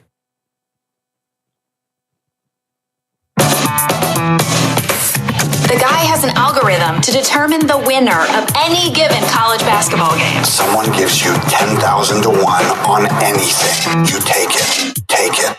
Take it. I'll bet you $20 I can get you gambling before the end of the day. No way. I'll give you 3 to 1 odds. Nope. 5 to 1. Nope. 10 to 1. You're out. All right. Larceny Bourbon played. The old game went over, but we couldn't get there with the props. Nothing. Lindor walking them. Intentional walk, couple walks. No. Had the sack fly, but only had 2 at-bats. No single, and under 1.5 total bases. Couldn't get there. To the new stuff. Plenty of it. Eclectic mix as always. We know about the Vikings money line in London against the Jets. I think it's a horrible matchup for the Jets. They banged up Rodgers, and here comes this Flores, and the second highest blitz rate in the league. Liberty to win the series, $1.60. They're at it tomorrow against the Aces. Aces laying 2 in that game. Interesting comments from the coach coming up later. Longest field goal over for shop this, 47.5, 48.5. Depends where you get it. Circa's at 48.5. But Koo and McLaughlin are unbelievable and have a big leg. So props still up at Will Hill and Caesars. They were up before the playoffs started. They're still up. They're still up? A lot of them, yeah. Oh, yeah. Beautiful. And they just have no game to go 12 innings. Plus 225. Under 3.5 games, extra innings. No, under. It's minus 125. This is widely available. DraftKings, FanDuel, look ahead line. Penn State 3 at USC. And a hell of a match, a card next week. The next 2 weeks in college football. I'll trust Penn State in that one. And the season starts Tuesday. Get our betting guide, and here we come. Backing, I reached out to our expert here, and he's been on the show many times. Jeff Davis here at Circa. Kings under 96.5. Now, Dowdy banged up some injuries. He makes it 92. So I had to take the Kings under, and I bet the Bruins under 99.5. This is ugly. Restricted free agent goalie Jeremy Swayman is in a contentious contract standoff with the Bruins. Quote, I will do everything in my power to be a Bruin for a long time on the new Amazon Prime Video docuseries. He makes it clear he'd like to remain with the Bruins as he's a restricted free agent. As a kid growing up in Alaska, this is what I wanted. I never would imagine this in my wildest dreams. Whatever I can do to help and be a Bruin, that's what I want to do. He was anointed as their starter after they traded Olmark to Ottawa. The relationship between the goalies camp and the team is contentious. They said Monday Korpisalo will start the opener. At the same time, in a news conference, Cam Neely said he was surprised by Swayman's asking price. Quote, I don't want to get into the weeds, but I know that I have 64 million reasons why I'd be playing right now. Swayman's agent then went after the Bruins and Neely and said, that wasn't the offer. That's ridiculous. Why are you saying that publicly as well? In 2023, he went to salary arbitration, and then this also chaps his ass, and he made it a note where they said, your knock is we don't trust you in the playoffs. And he's on TV in this docuseries going, okay, check, mark it down. And he's using that as fuel, and also here with negotiations as well, what happened at arbitration. All righty. Bruins under 99.5. Don't like this. Not good. Get it done, Boston. Come on. But I don't think it will. So I had to play the under. All right, going over some graded plays here. Michael Harris, most hits in that series, 14-1. That got there. Thanks to Weston. Good job, buddy. Oh, you won on that. Tatis most home runs, no bueno. How about the catcher taking that one down? So if what do you think that price was? I don't even know if he was available. I know. He hit 2. If he doesn't hit that one last night, it's a 3-way tie between Harris and Tatis. I had Tatis plus 375, Harris 20-1. It'd be a 3-way dead heat. Split the plays yesterday. Mets plus 110. No good against the Brewers. I thought for sure, I didn't add any more during the game live, but I thought for sure they were winning that game. And it did go over. How about if he had Brewers run line? Yeah. Merry Christmas. Yeah. So these are still pending. Terang, most stolen bases. Have a night. That kid is awesome, by the way. Let's get on base. No more doubles. Steal second, maybe steal third. Okay, now we're talking. Muley Damas, most home runs. Can you give me 3 tonight, buddy? You got to beat Jackson Cheerio. Bet this last week. Commanders, Browns over 41.5. Buccaneers plus 2.5 tonight as well against the Falcons. And as for the player props, a bunch of them. We're going to go Sterling Shepard over 19.5 receiving yards. Have talked about this a lot. We'll expand coming up here in a little bit. I played a couple of different ladder plays with him as well. 25 plus at plus 132. 30 or more receiving yards at plus 163. Went Cade Otton over 3.5 catches. Went over 29.5 yards. And I bet him anytime touchdown to plus 375 on top of it. Let's have a night, huh? You got it. I also got both teams to make a 33-yard field goal, pizza money, touchdown field goal, each half 16-1. Otten over. Took some of that also. So here are the quotes from Baker Mayfield after the game last week against Philadelphia. Good. Again, down a couple of receivers. Sterling Shepard, who he played with at Oklahoma. They had a great rapport with the Sooners. They were absolutely lethal in the air. And Shepard's been out of the league for a couple of years because of injury. Came back and played in that game. Mayfield said after the game, quote, "It's a lot of fun. He's got a couple of screws loose in his head. But it's fun just to have his energy in the huddle. He's played a lot of ball. He obviously stepped up in a big way." So that's Mayfield's personality, though, to say like a former teammate has, a couple of screws loose. That's kind of an endearing comment from him. On the flip side, Sterling Shepard talked about how it was a blessing to be on the field the entire time. And it was a highlight for him to go back and play with Baker. And then he was talking glowingly about Baker's energy, playing with him, going back to Oklahoma, having this chance yet again. And he's going to be wide receiver number 3 in this game tonight because McMillan and Palmer are both out for the Buccaneers. 19.5 is very doable in my opinion. So I bet that one bigger, and the latter plays were a little bit smaller, obviously. I think this is a huge game for the Falcons. Yes, it is. I also, looking ahead to next week, so the Buccaneers are playing tonight. They'll have extended rest. They get the Saints in week 6. Current number in that game, New Orleans lane 3. The Saints now, by the way, Taysom Hill, their tight end who scored 2 touchdowns last week. Head coach Dennis Allen today said what? Fractured rib? So he's banged up yet again. Offensive line has several injuries.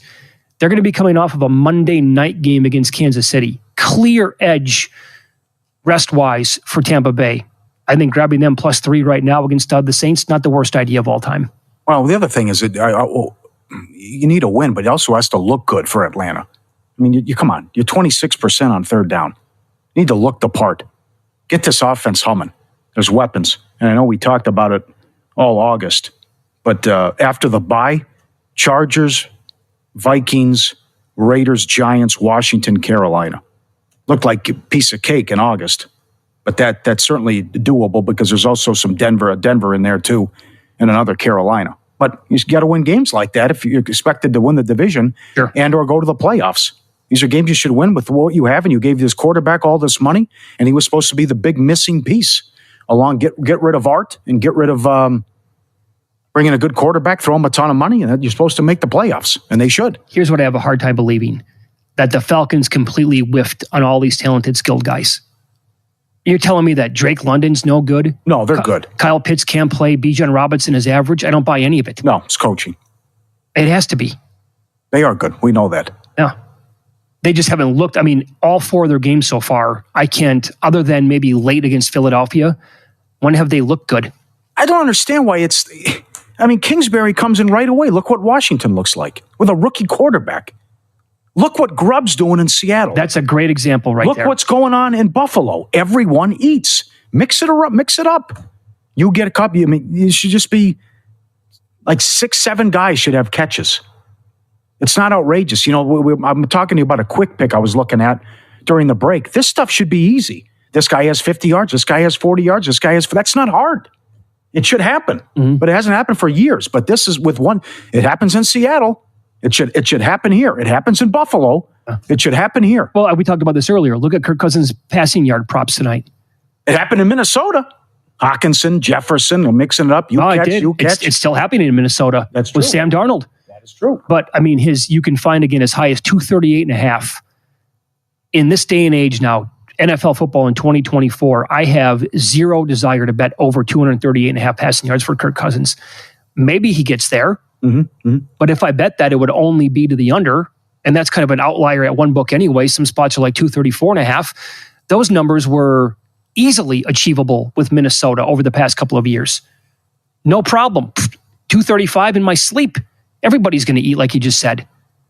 You might as well just trade Pitts. I mean, he didn't even have a catch. What can you get for him? I don't know. But you don't even use him.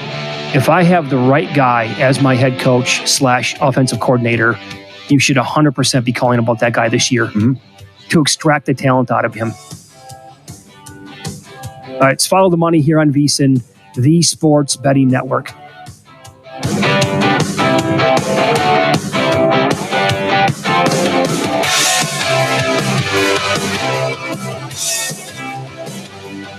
Experience the time of your life at Circa Resort and Casino in Las Vegas. Live it up with the world's largest sports book, Circa Sports. Get loose and get loud with all sports, all seasons at Stadium Swim. Take in the $1 million views at our rooftop lounge, Legacy Club. Go big and go all night with our luxurious rooms and suites. Book the time of your life today at circalasvegas.com. I spend a lot of time in the backyard, and I'm the center of attention at summer barbecues. In '96, I made some of the tastiest s'mores. And in '09, it was me, your backyard fire pit, that accidentally started a wildfire when a summer breeze carried one of my embers into some dry brush. Spark a change, not a wildfire. Visit SmokeyBear.com. Brought to you by the U.S. Forest Service, your state forester, and the Ad Council. Only you can prevent wildfires. My name is Lola Silvestri, and I'm going to be 95 this year. I was very independent. I fell, and I had to have Meals on Wheels. America, let's do lunch. 1 in 6 seniors faces the threat of hunger, and millions more live in isolation. Drop off a hot meal and say a quick hello. Volunteer for Meals on Wheels by donating your lunch break at americaletsdolunch.org. This message brought to you by Meals on Wheels America and the Ad Council. Hey everyone, let's all stop what we're doing and take a moment. You see, every moment can be kind of special. But they can be loud moments, goofy moments, dorky moments. It doesn't matter. Because every time dads like us take a moment like that to spend with our kids, well, it's pretty momentous. So let's take a moment to make a moment. Call 877-4DAD-411 or visit fatherhood.gov. Brought to you by the U.S. Department of Health and Human Services and the Ad Council. Dear John, I'm leaving. Uncontrolled high blood pressure is serious, and I can quit whenever I want. Why can't we get back to when you checked on me? I don't want to leave, but remember, when I quit, you quit. Sincerely, your heart. Listen to your heart and don't let it quit on you. High blood pressure can lead to a stroke, heart attack, or death. Get yours to a healthy range today. For help keeping yours at a healthy range, text PRESSURE to 97779. A message from the American Heart Association, the American Stroke Association, and the Ad Council. WWE superstar Alberto Del Rio. Take one. Behold the angry giant. Try it again, Alberto. Behold the angry giant. Perfect. Good luck tonight. Behold the angry giant. Yay! Read me another one, Dad. This is WWE superstar Alberto Del Rio. It only takes a moment to make a moment. Take time to be a dad today. Visit fatherhood.gov. Brought to you by the U.S. Department of Health and Human Services and the Ad Council. It may be hard to believe, but people just like you are already saving money. FeedThePig.org makes it easy. Their simple savings plan teaches you how to start saving without going overboard, so you don't need to sell all your belongings and live in a commune. These dungarees belong to all of us now, Tom. You don't need to get a second job as a stuntman. We need a new stuntman! You just need FeedThePig.org. Don't get left behind. Get tips and tools at FeedThePig.org. Brought to you by the American Institute of CPAs and the Ad Council. This is Everett Fitzhugh, the radio voice of the NHL Seattle Kraken. And when I want to catch up with Youngstown sports, I tune in to Western Reserve Radio, WRDB, The Scourge. Whoops. My bad. Love racing? RTN brings you every live simulcast on your home television, plus live video streaming and race replays on your PC and mobile devices. To order, visit rtn.tv. RTN, a breed apart.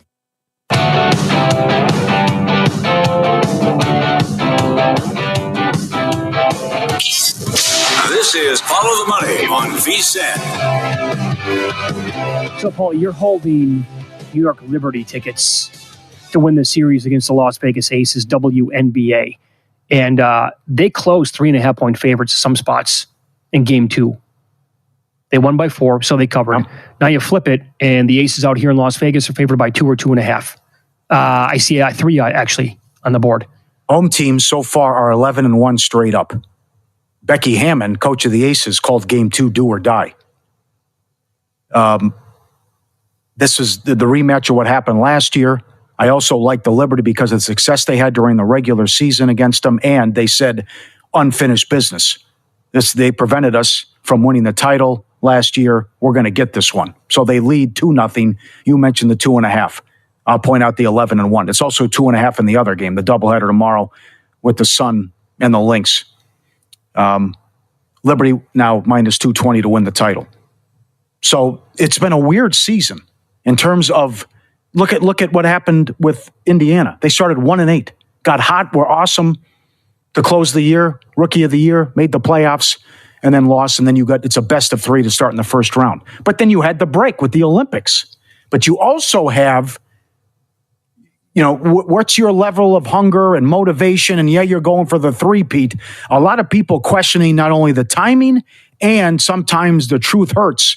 Remember, season on the line, game 3 tomorrow. If you lose, the season's over. Becky Hammond was asked, Aces coach, about why is it hard to three-peat and what's been the issues with this team thus far.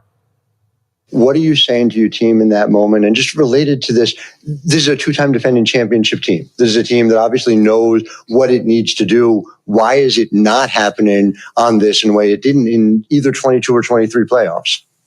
Well, quite frankly, we haven't had the edge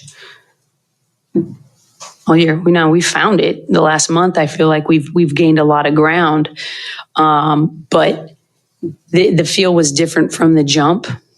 And this is why three-peating is hard. Let's be real. Like, the whole league has been pissed off for the last 8 months, and my players are in commercials and this and that and being freaking celebrities, and you get distracted.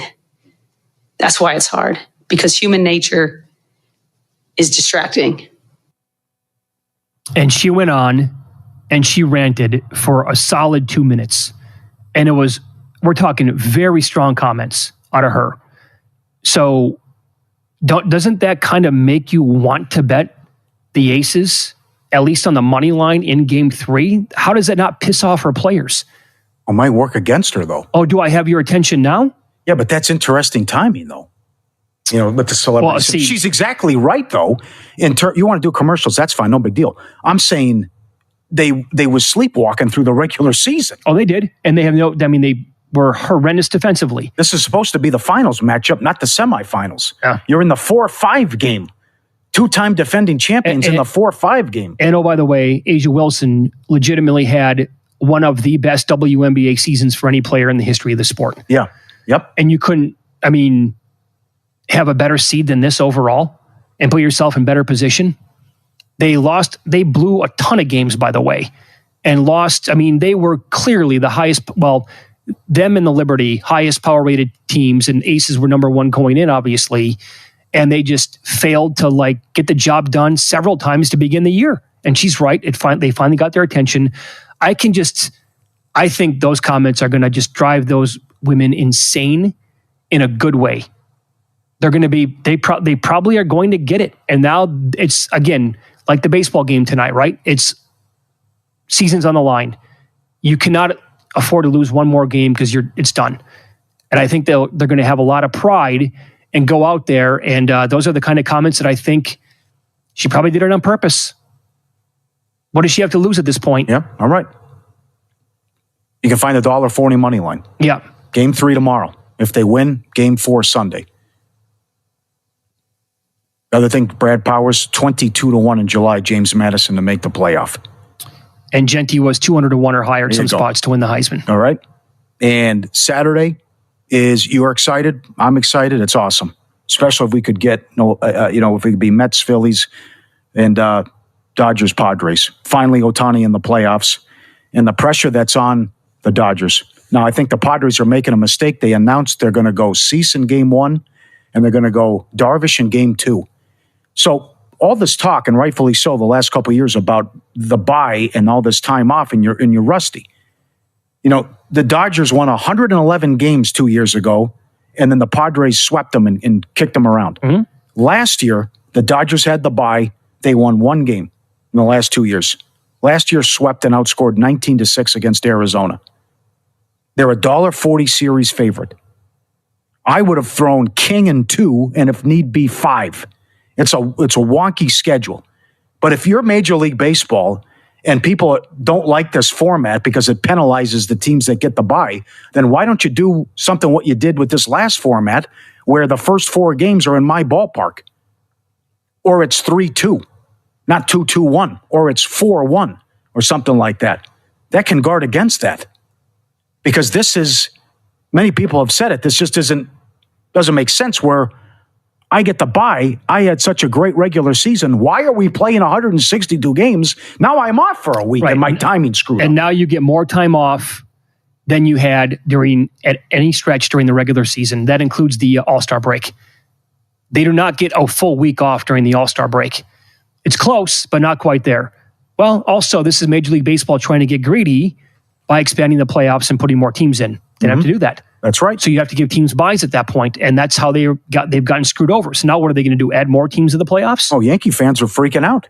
It's like, well, we've been sitting around all this time, and now, which Kansas City couldn't hit it was bad. 74 runs in September, by far the lowest in all of Major League Baseball. Yep, and they won 1-0 and 2-1. So Cole should be able to shut them down. Waka hasn't pitched in the playoffs in 9 years. I know your numbers too with once you get deeper in the series, but this is a series the Yankees should win. And 220 favorite. Sure, but that there's a lot to it. Definitely, and I went back and looked at it since they introduced this format. Look at the Braves. I mean, you're talking about, oh my God, how good is this team in the regular season? And then they can't even the short series can't do anything. Do you have the series prices from the last couple of years? Braves, Dodgers, losing both years.